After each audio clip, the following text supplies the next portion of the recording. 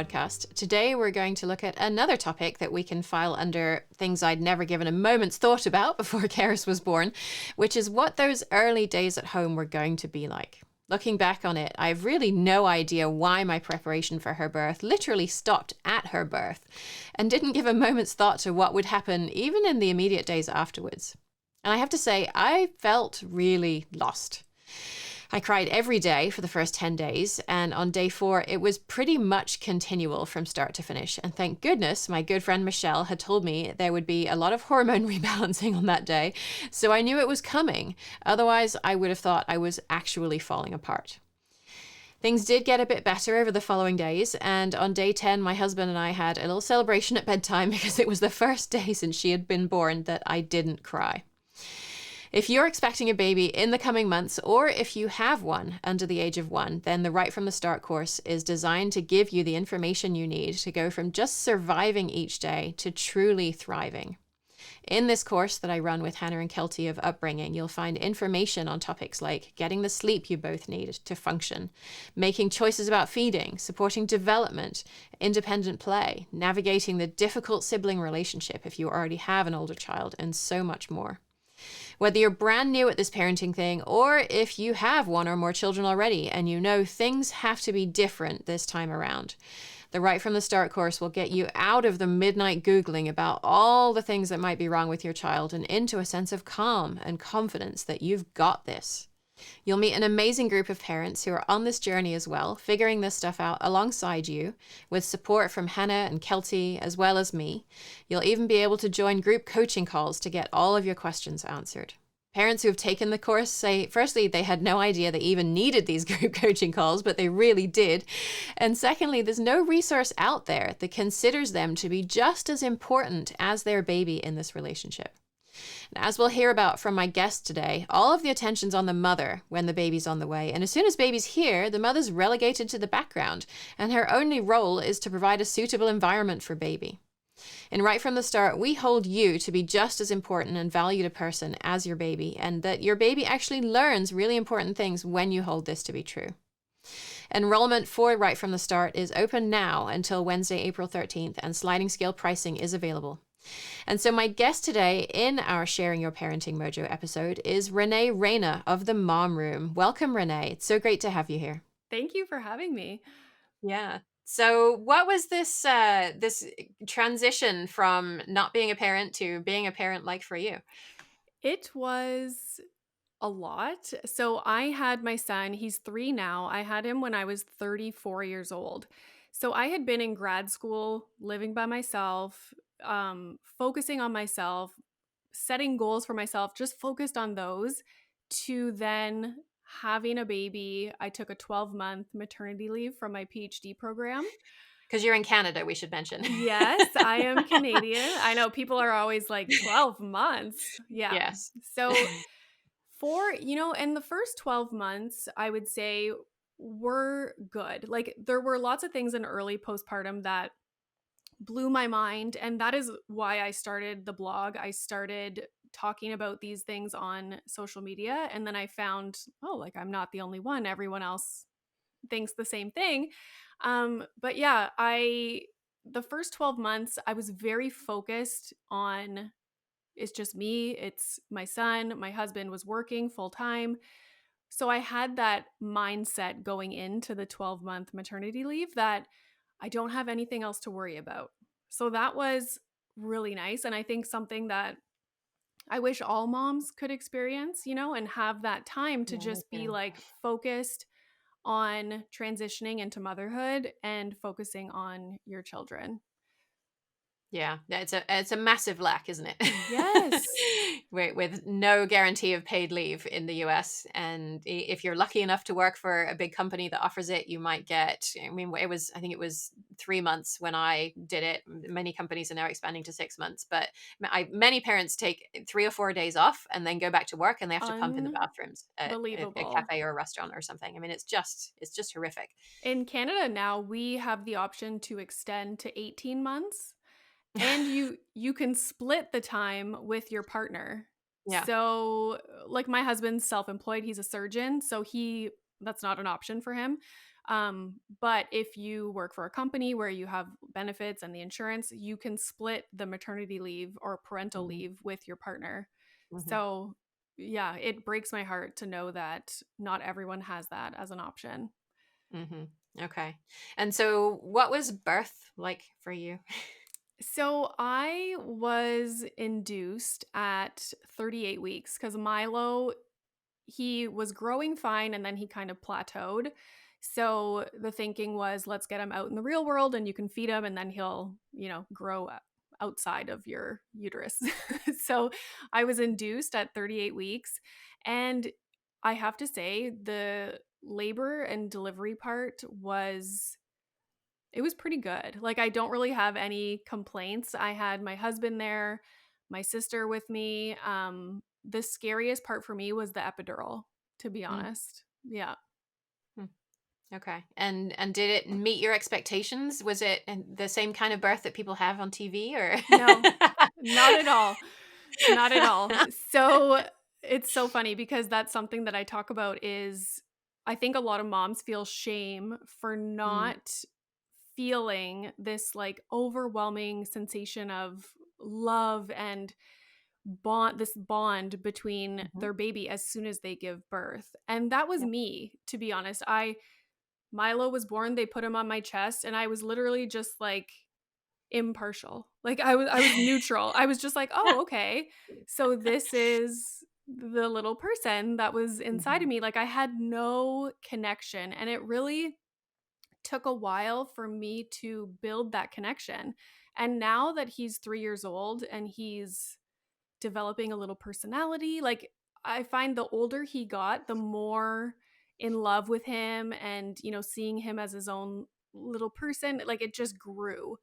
Mhm. So, and it's something that not a lot of people talk about and they feel shame if they don't feel that at their birth. And I did not have a traumatic labor and Yeah. delivery, and many people do. Yep. So you can't I think a lot of people have that expectation going into labor and delivery. And then when it's not there, they think there's something wrong with them. And the same goes for, early postpartum. A lot of people have like a low mood, um, depressed mood. Some people have postpartum depression. And so it's like this conflicting, society is telling you that you should be the happiest you've ever been. And this is the best time of your life, but you don't feel that. And, if Mhm. society is saying that and that's what everyone else is showing on social media and on TV and, in movies, are Yeah. you really going to speak up about not being the happiest you've ever been? Because, Yeah. you're afraid of being judged and people thinking that, oh, she must not like being a mom or, she's not fit to be a mom. So, Yeah.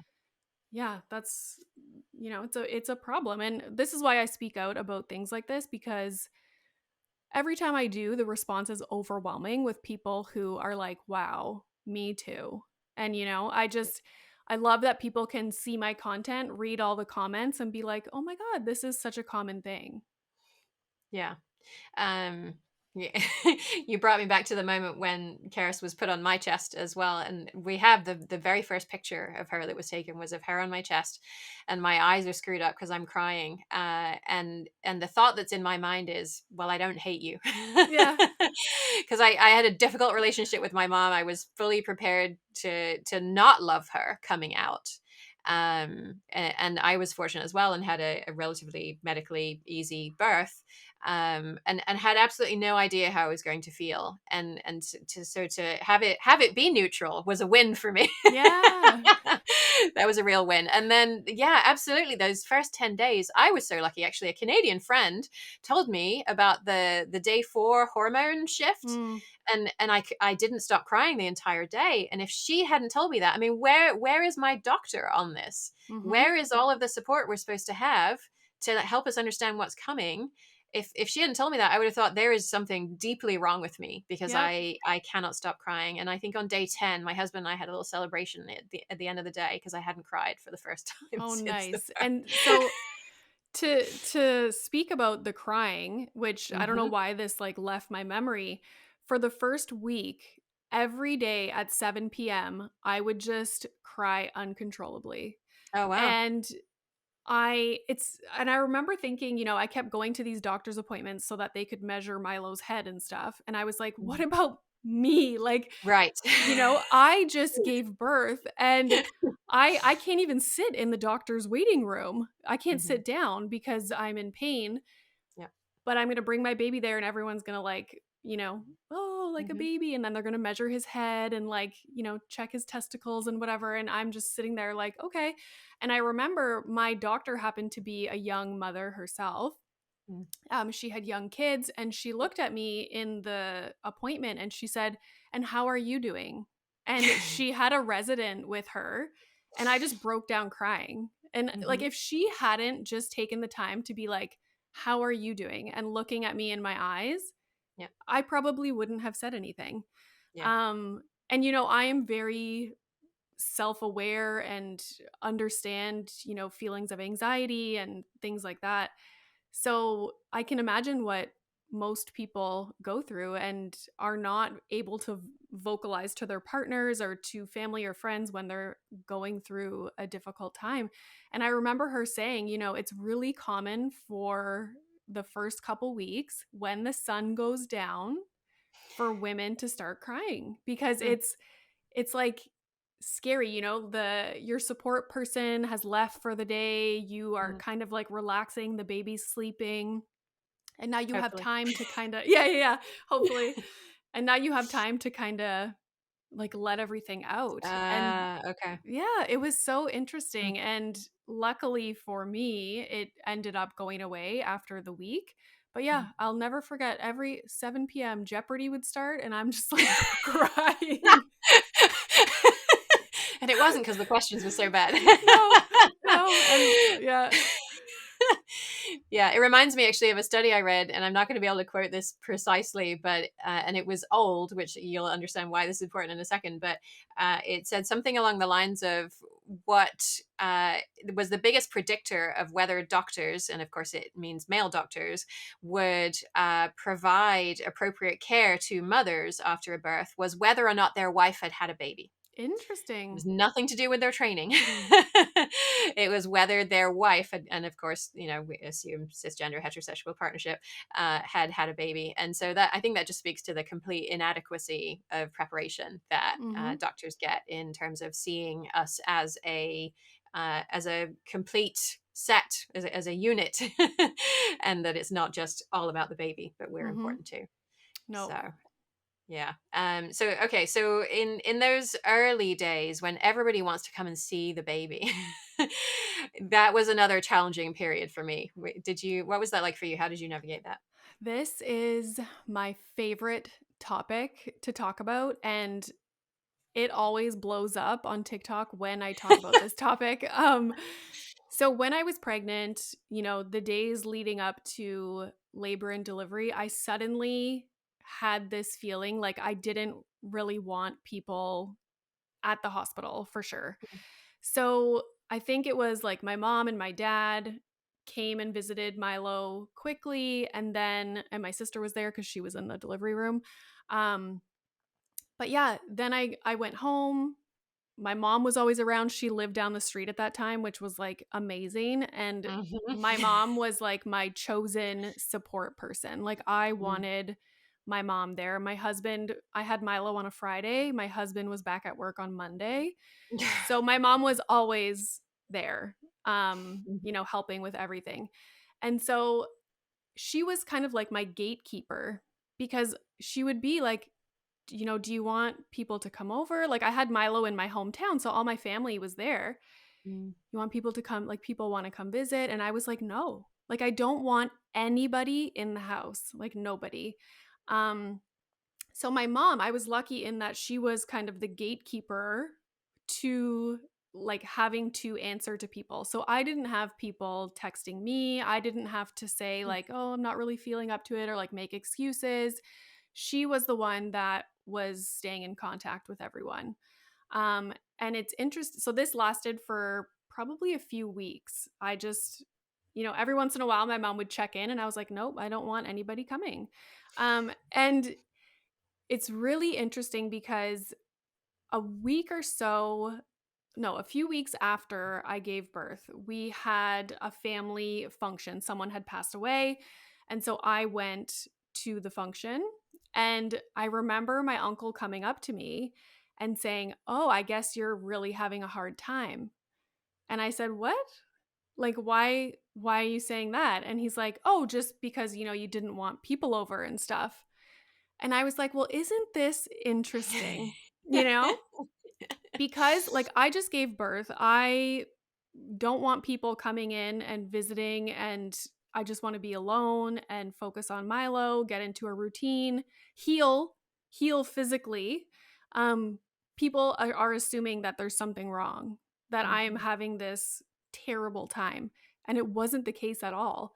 So Mm. when that happened, I started to talk about this topic, not wanting visitors after giving birth, because on TV and in movies, people are in and out. And in most people's situations, people are just in and out like revolving door. Yeah. And the moms are just smiling, and it's, oh, it's like a happy time for everyone to be there.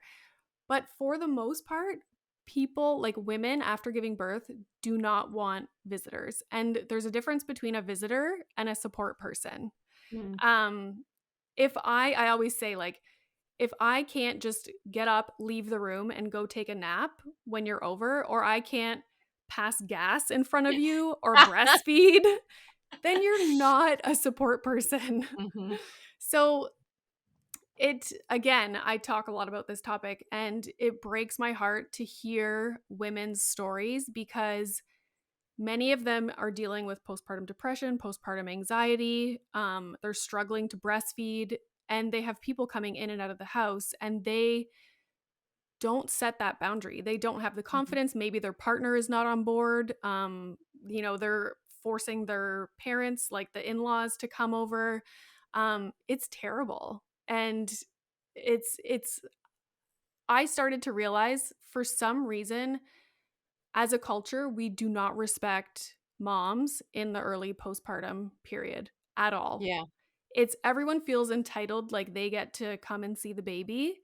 Um, and moms, for the most part, don't want to set that boundary because they feel bad. They don't want to be judged. They don't want to like stir up conflict in the family.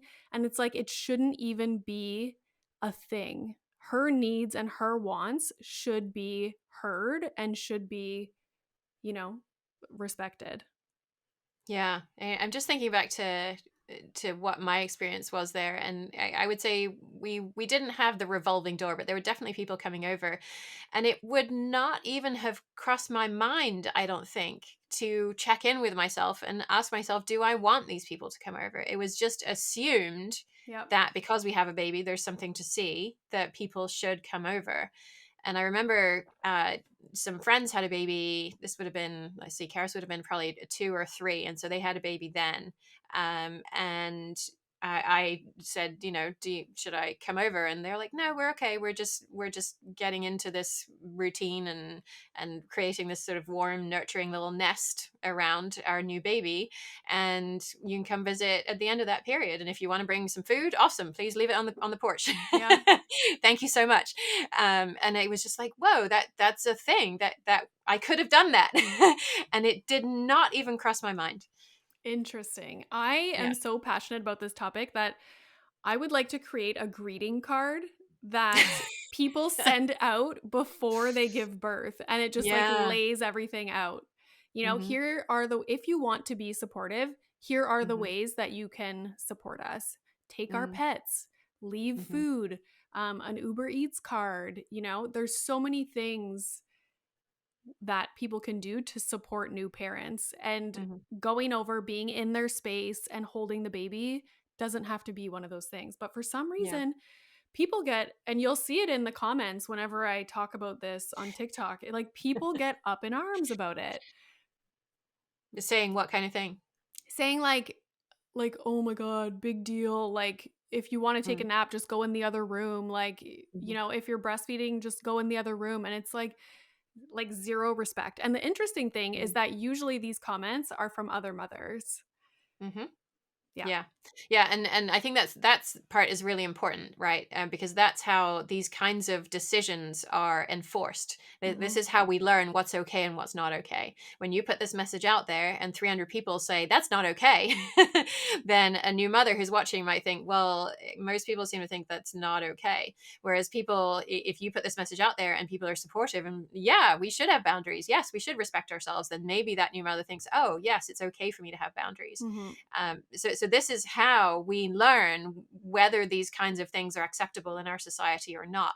And so I think it's really important that we are super conscious about that, and that we understand what's happening here. That this is how norms are policed. This is how we as mothers police other mothers, and sort of force them in a way into doing things that are not okay with them, because our culture up to this point has said when you have a baby, everybody has to come over and see it. Hmm. Yeah. And like 95% of the comments will be people saying like, "Oh my god, I wish I did this when I gave Yeah, birth. I I wish, wish I'd known.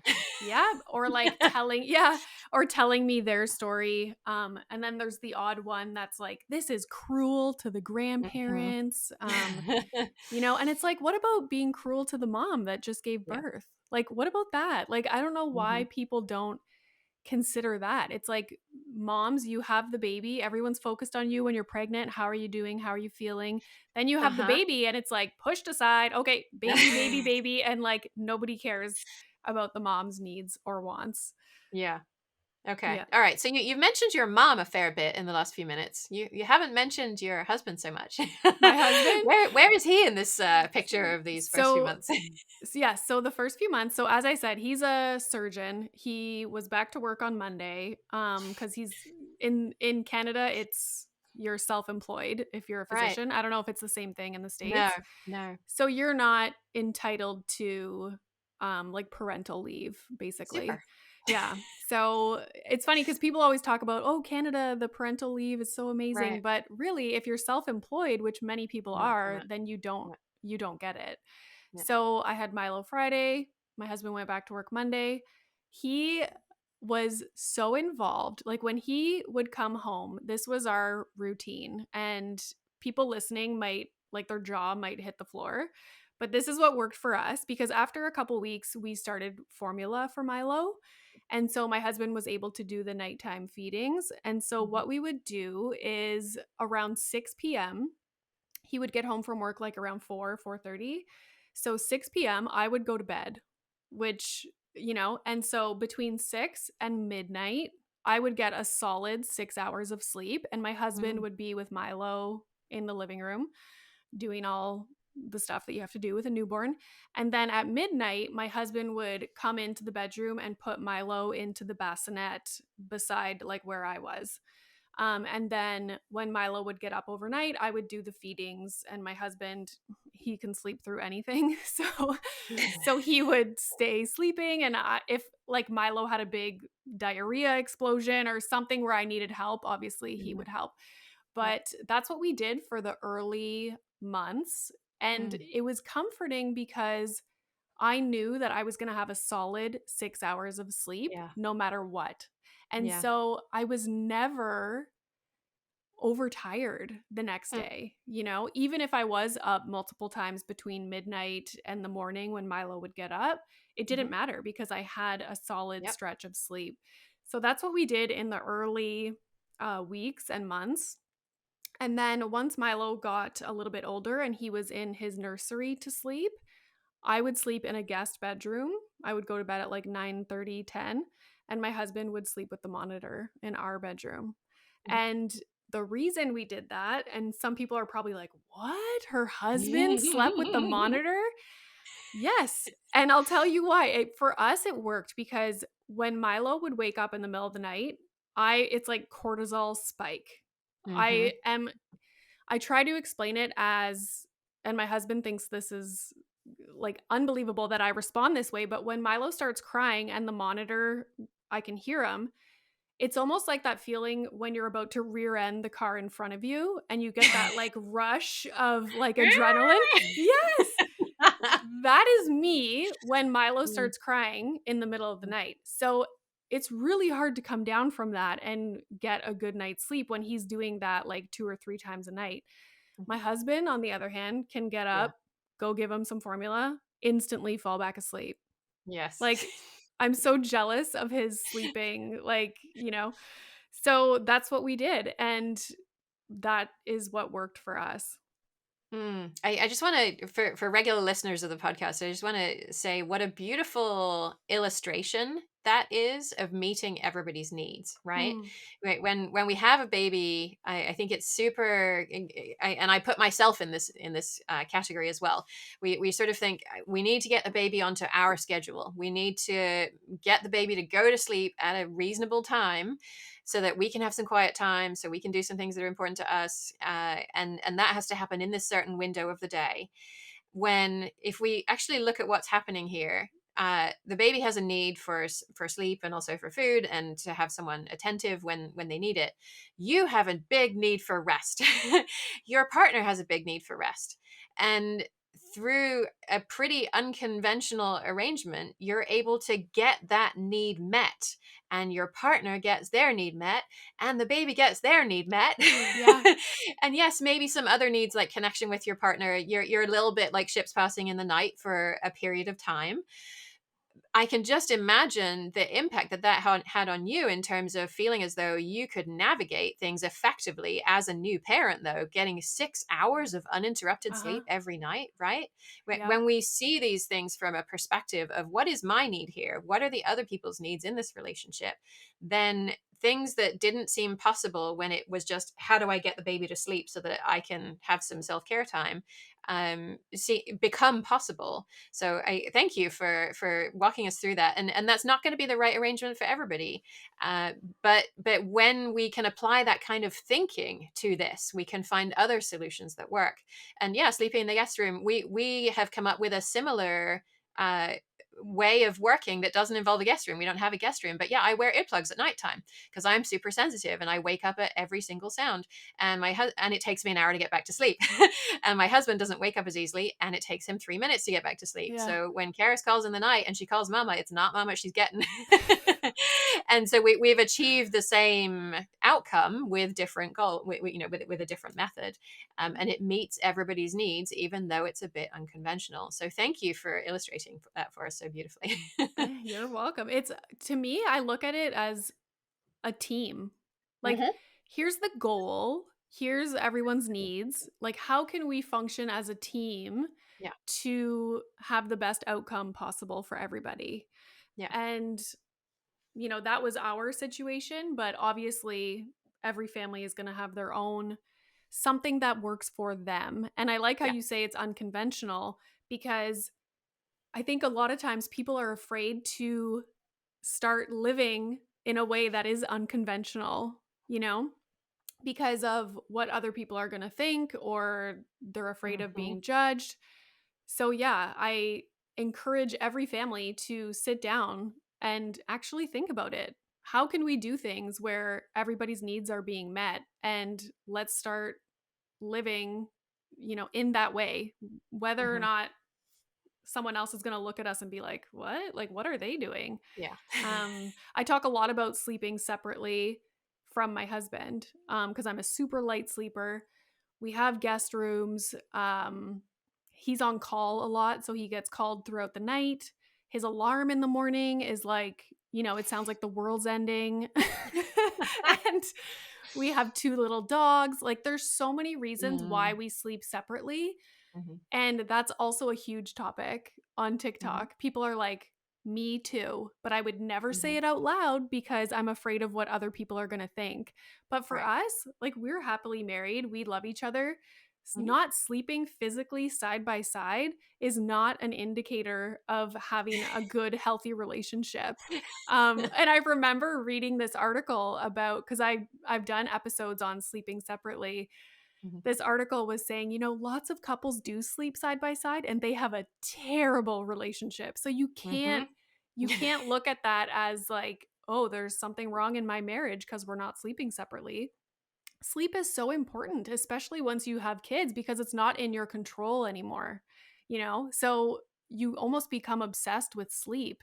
Mhm. So that is just what works for us. And he still sleeps with the monitor. So, Yeah, yeah, and but if we look at our media, do we ever see parents in happy no, relationships sleeping apart? No, we don't. nope. And when nobody talks about it, it just seems as though, well, nobody else is doing it, so that's not really an option, even though it's an option that meets our needs. And when we're just taking the unconventional idea a bit further, what's actually unconventional in human history is two people trying to raise a child together with very little outside support, Yeah. Oh right? gosh. Yeah. I mean, you're super lucky to have your mom, with whom it seems like you have an amazing relationship, super close by. For many parents, they don't have that, and so they're trying to be everything to this child, which is not the way we evolved to raise children. Yeah. I talk a lot about the modern day village. So my mom, we moved to the Toronto area. So when Milo was almost 2 years old. So now we're like a 4 hour drive from my parents. I still see them often because my job is so flexible. I can visit and they can come here. But yeah, the modern day village. Like sometimes a lot of people, they don't live near family. So you're not having, meals brought over. You're not sharing meals with other households. A lot of people don't even talk to their neighbors or know who Hmm. they are. That's just how the world works right now. So I always say, my village when Milo was really small was the Wiggles, Uber Eats, his teachers at daycare. Like Hmm. those people are a part of your village. Sports, like athletic coaches.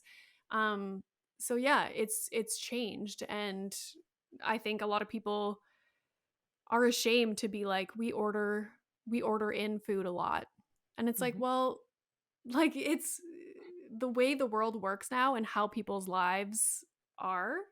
That's what has to happen, and it shouldn't be something that we feel shame over. Yeah, yeah, it's not something to feel shame over, and also I think it's super important to recognize. I mean, this is white supremacy and capitalism at work here, right? That white supremacy divides us. It keeps us separate. It says that you stay in your lane and I'm going to stay in my lane. And if I see you struggling, maybe I'll offer help once. And if you sort of put your smile on it like you're supposed to and say I'm okay, then I'm never going to ask again. And for you, maybe you're paddling 3,000 miles an hour underneath the surface, but on top you're projecting this aura of everything's fine and I'm coping, even if things are falling apart inside. Yeah. And then of course capitalism comes in and sells us the services that we need to try to feel whole, when actually what we need is connection with other people and Mhm. support from other people. And yeah, I'm super interested in ways that we can break down these silos that we find ourselves in, that says everybody needs to be in their own box, behind their own fence, in their own walls, buying all of their own stuff. And how can we move beyond that to sharing, to being a community with others? Yeah. Because I think that that would benefit parents and children and the fabric of society as a Mhm. whole. Yeah, and it's interesting because nowadays I feel like a lot of people find their communities online as Hmm. opposed to that, one-on-one or, Yeah. real life in-person contact. So, Yeah. especially with the pandemic, like the early childhood centers, like those were shut down. Like nobody had anything. And Hmm. so now it's even more so, I'm sure, like people feel isolated and Yeah. alone. Yeah, yeah, and linked to this, I know this is something that you've talked about a lot, and it's linked, but a bit of a non sequitur is on this idea of maternal gatekeeping, Mm. because I think that that's another way to create silos, Yeah. and to set up this condition where I'm the only person who can get this done competently, and I think that this has massive implications for the ways that workloads get shared through the rest of our relationship, through the rest of our child's lives. Can you talk a little bit about how you see that, maybe how that's played out in your relationship, and what we can do to shift out of the maternal gatekeeper role? Yes. So I'm going to tell you an experience that happened to me a couple months ago. And I shared it on TikTok, and it was like the feedback was incredible. And I don't know, maybe you can help me with the terminology. So Mhm. I call it martyr tendencies. But maybe that's not the right term. So what happened was my husband and I, we were downstairs. It was after dinner.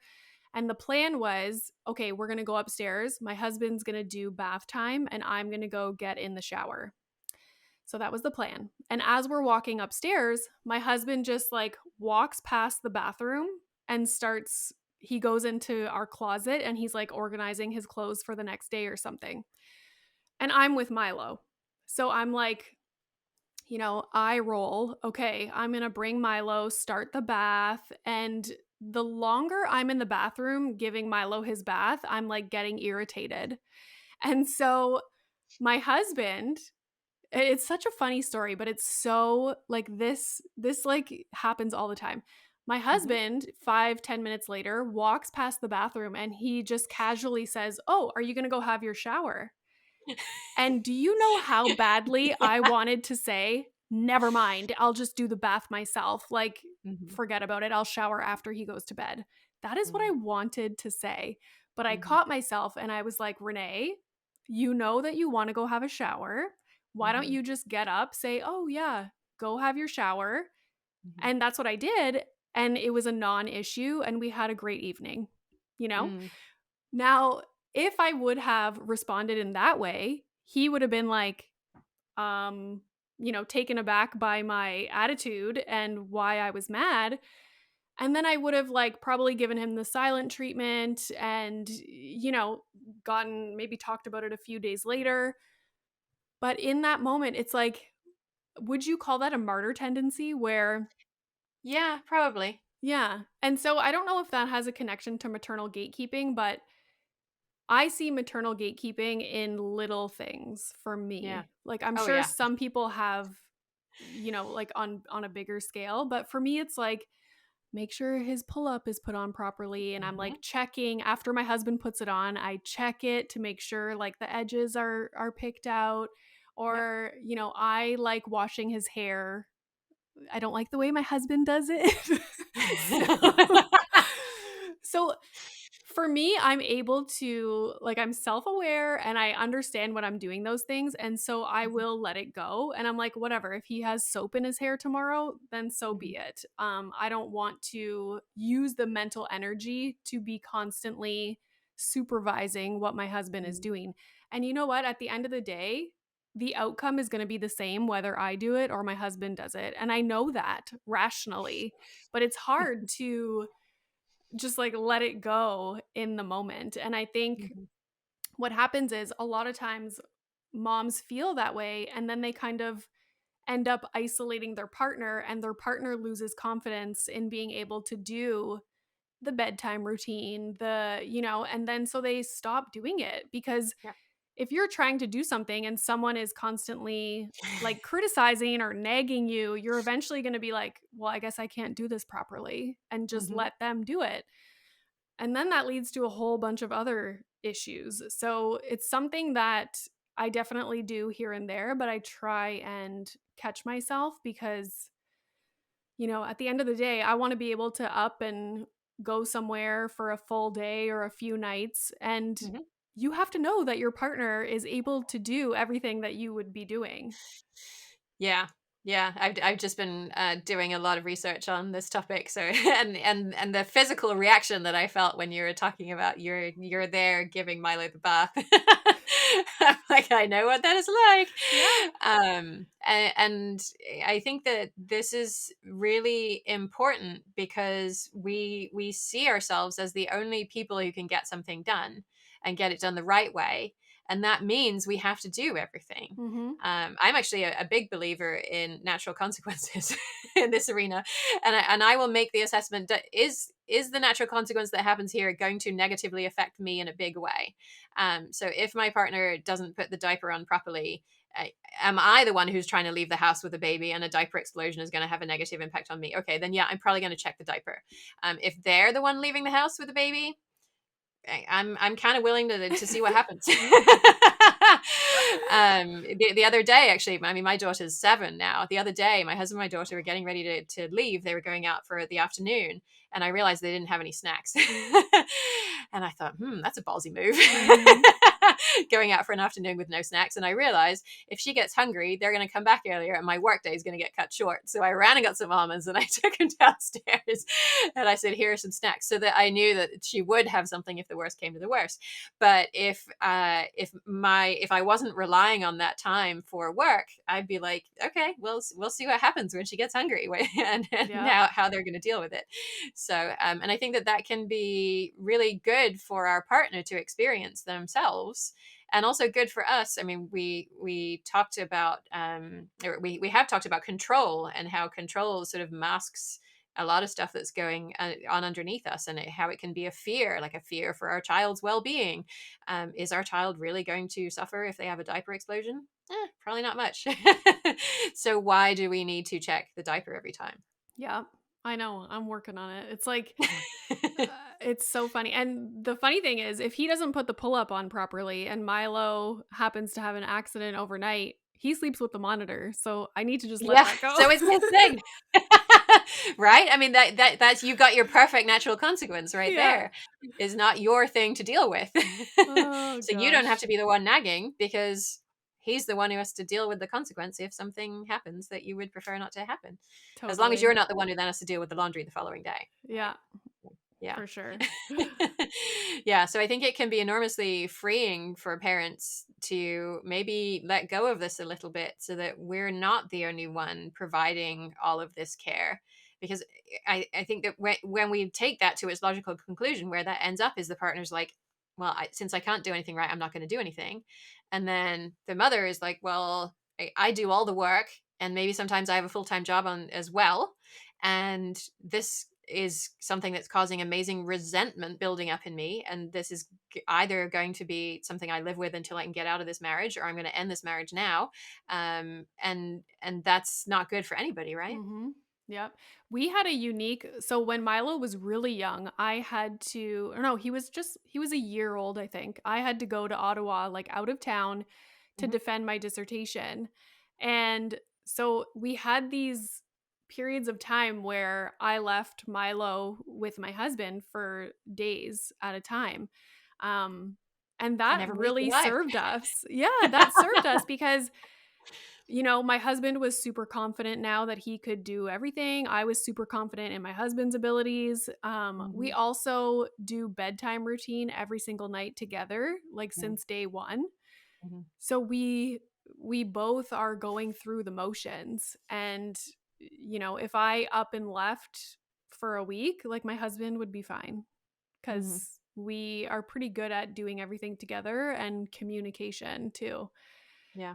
Yeah. Okay. So, what advice would you leave parents with who are, maybe they have an infant at home and they're still sort of in the thick of this right now, or maybe they're still expecting and baby's not here yet? And if they're anything like me, they spent days iterating their birth plan and zero time thinking about what Yeah. was going to happen afterwards. So, What advice would you have? Maybe there's different advice for each of those two groups. So, yes. where would you like to leave? What would you like So to leave with them? for the expecting, don't focus so much on labor and delivery because that is such a temporary moment in time. Yeah. And people put all their energy and their planning and focus on labor and delivery.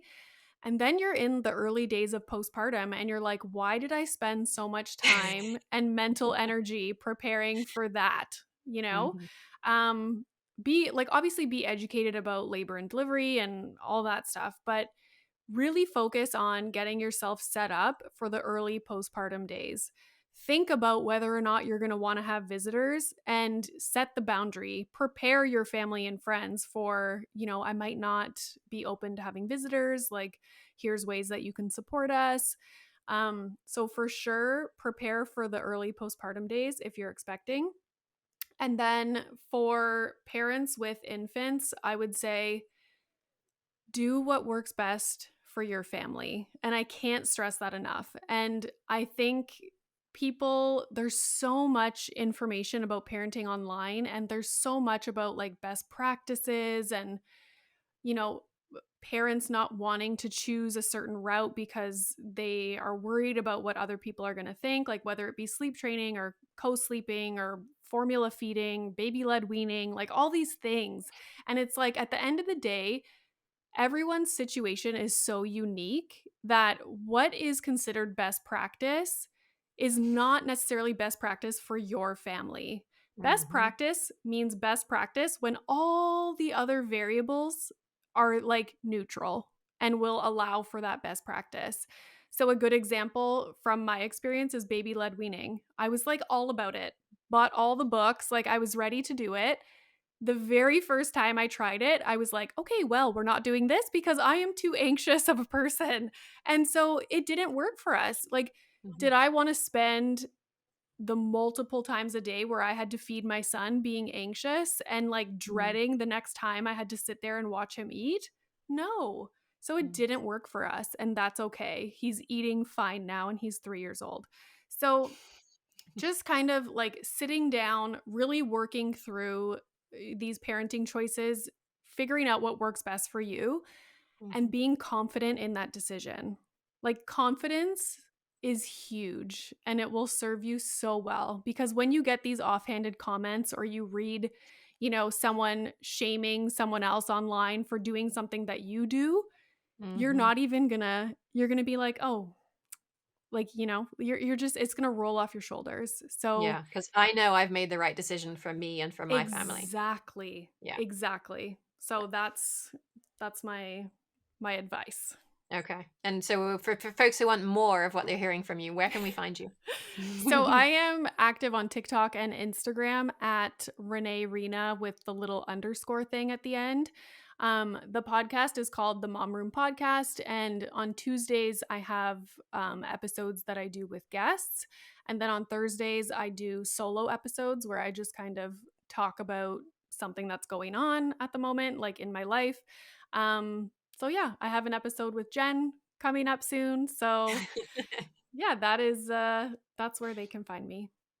Awesome. Well, thank you so much for being here and talking through the stuff that wouldn't have even occurred to me, right? Like the whole we shouldn't necessarily have people around in the first weeks after our baby is born would not even have crossed my mind when I was in that phase. And so I think it's so important that parents know that you have choices, Yeah. that you can check in with yourself and see what feels right to you. And if you want to be socializing with people, socialize with people. And if you don't, then you don't have to. Yeah. So the more that parents, I think, can know that just because our culture says we do one thing after a certain thing happens, doesn't have to be the case. The better off we're going to be, the happier we're going to be, the more fulfilled we're going to be. So thank you Yeah. for being out there and dealing with the negative messages and and information. And I'm Totally. And glad that they're mostly outweighed by the people who are supportive. if people are out there and you don't want visitors and people are pushing themselves on you to come visit, talk Right. to me. Just give me Yeah. a call. That's going to be my new career in life. I'm going to be like the bouncer for mothers. Yeah. Wow. That would be I can I Yeah. can already see that would be an amazing, successful service. Yeah, totally. So thank you so much for being here, Renee. Thank you.